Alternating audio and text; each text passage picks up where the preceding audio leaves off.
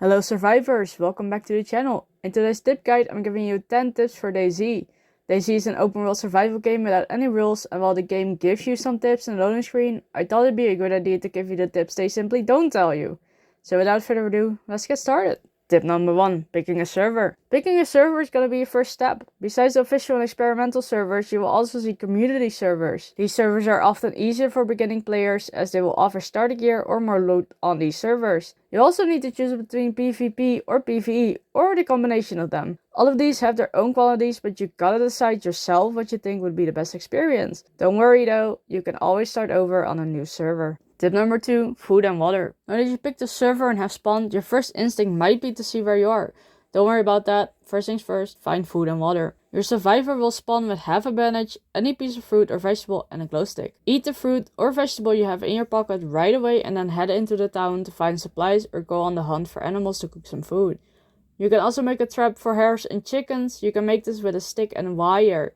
Make the trap, place a worm or fruit in it, and wait a few minutes. A hare or chicken will spawn trapped in it, and you can skin this with a knife. You can also find canned goods like tuna or peaches and open these with any type of knife, or if you got lucky and found one, a can opener. If there aren't any animals or canned food items around, you can also try and find your luck at apple, plum and pear trees. Look on the ground for fruit that has fallen off a tree and do not eat the rotten or spoiled items, but you can eat the burnt and fresh fruit. Each piece of fruit will fill you up slightly and will give you a fighting chance. If you really can't find any, but you have found seeds or vegetables, you can also plant these in greenhouses. All you need is a shovel, pickaxe or farming hoe and dig holes in the soil of a greenhouse. Take the seeds in your hands, press plant, and if it isn't raining, water the plots. After a couple of minutes, food will start to grow and will give you plenty to eat from. Water is easy to find as well, but you might not always think of certain things. If the town has a water pump, easy and fresh water can be drank from here or stored in bottles or canteens. Or if you go to farm areas, they might have water troughs which hold fresh rainwater where you can drink from as well. You might also find water bottles or canteens in a house or on dead zombies, which you can also use to drink from. Sodas, fruits and even cooked meat can also help you with hydration, but be aware not all of this is instantly filling. If you happen to get a cooking pot, you can also fill it with water from a stream or pond and boil it over a campfire to get clean water. Do not drink from a stream or pond as it gets you sick, and that's the last thing you want. Now here's some bonus tips for you guys as well. You can use fireplaces and houses to cook food and get warm. Take some sticks in your hands and add a bandage, piece of paper, dark bark or rags, and place it in there. It will create a fireplace into the fireplace which you can then light and cook food on. If you don't got a lighter or matches, you can also make a hand drill with a stick and bark and light it with that. Rainwater can also be stored in barrels. Have one open at all times to catch rainwater and grab this with a bottle or a canteen to drink from. Tip number 3. I survive. Now that you found food and water, it's time to find out where you are. You could find a map of generous that can tell you where you are, but will not tell you in what town you are. Grab your phone or laptop and search up I survive. This will give you the map of generous and their English names, as well as where water, fruit and animal spawns are and where to find loot and military bases. You can also make custom maps for you and your friends to note where a base is or where you spawned.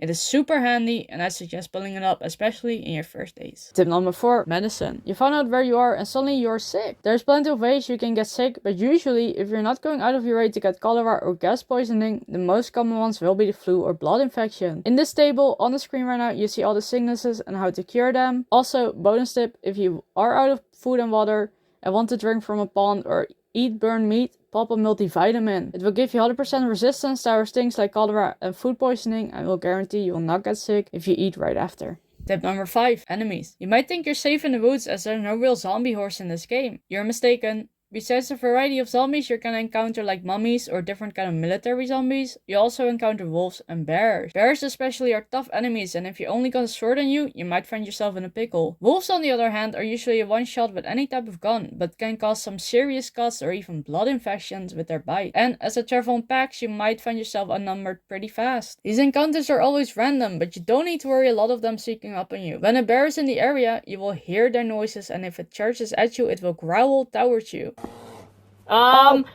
There it is!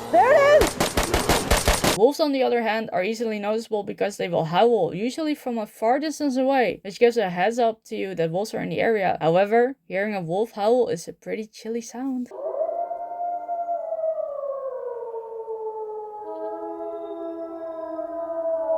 Tip number 6. weapons. In DayZ, you got plenty of weapons, but right now I will tell you about the best ones at this moment. Because if I go over all of them, we'll be here till tomorrow. Right now, the best weapon in the game is a DMR rifle. This gun will one-shot most, if not all enemies, and sounds pretty dang good while doing so. It holds up to 20 rounds with a mag, uses Winchester ammo and can be modified with a bottle suppressor and different types of scopes. Besides that, the M4 is also a common but frankly good weapon to use. It will two-shot most enemies however, but the better part compared to the DMR is that you can put this one in spray and pray mode by aiming down sight and pressing the right arrow. This will give you the ability to rapid fire all your bullets and do some serious damage. This gun can be modified with a suppressor, bayonet, different scopes and uses 5.56 ammo as well as the 5.56 tracer rounds. And last but not least, the crossbow. This hunter rally weapon can one-shot players and wolves and has unlimited ammo.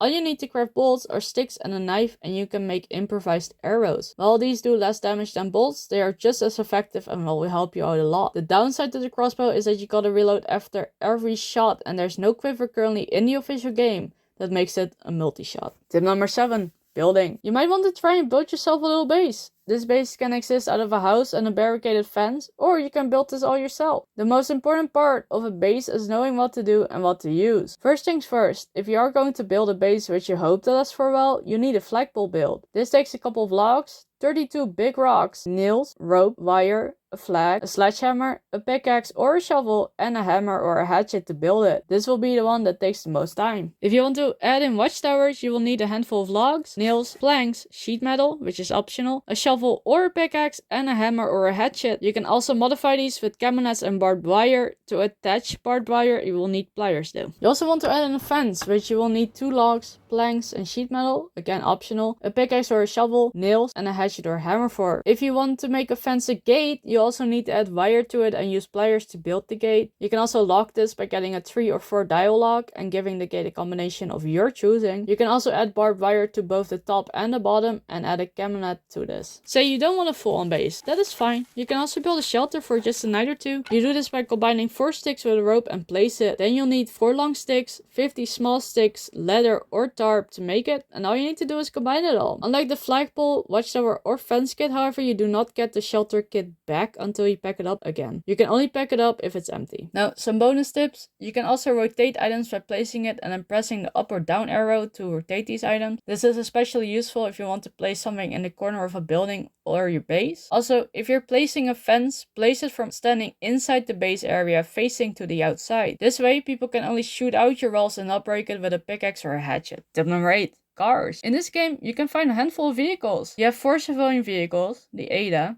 the Gunter, the Olga and the Sarka. You have a Humvee and a cargo truck. Now to operate these vehicles, they all need something to be able to run. The civilian vehicles are probably the most painful to use. They all need a spark plug to start the car, gasoline to drive it, and water in the radiator so you can drive for more than 5 minutes without the engine defecting. However, if you have a gasoline canister and any type of water near you, you can go up to it and fill the gasoline canister with it to refill the radiator. Also, you will need to shift gears or the engine can get destroyed. The truck is a little easier. This vehicle needs a truck battery and a lot of gasoline to fully run. It can store 4 barrels, 4 crates, 50 logs, 100 planks and 40 sheet metal as well in the truck itself, and is the perfect vehicle to build your base with. You will need to shift with this vehicle as well though. The Humvee on the other hand only needs gasoline and a glow plug to run and doesn't need to shift gears. However, it gets destroyed pretty fast and while you do 80 miles per hour it can feel like you're just doing 20, so be careful when driving this thing. Now, bonus tip, if your engine is giving in and you have the blowtorch with gas in your inventory or car, you can use this on all the engines to repair it. Tip number 9, walkie-talkies. This is an unusual tip, but I found it a funny one. If you have a walkie-talkie with a battery, you can turn this on and communicate with people all over Turnerus. These walkie-talkies extend to about 2 towns over and work pretty clear. However, do keep in mind that you need to talk in-game for these to work, giving away your location to players if they're near. But for roleplay wise and on a PvE server, this can create quite a bit of fun. Tip number 10. Don't get attached to your gear or character. DayZ is a pretty unforgiving game. You will die, vibes happen, or sometimes you find yourself in a vehicle at the bottom of the sea because of lag. And yes, the last one was a little bit out of experience. Stuff happens in this game and not getting attached to your character and gear is essential if you want to keep playing. Yes, you will lose that fully kit M4 and yes, sometimes it's a bit unfair. But having fun in this game means also being prepared to die, even to the smallest things. Now, I hope these tips helped you a little bit. I dived into the ones that I found most essential for now, but I do have more in store, so just let me know if you want more, really. For now, that was the end of this video. I hope you guys enjoyed. I hope these were helpful.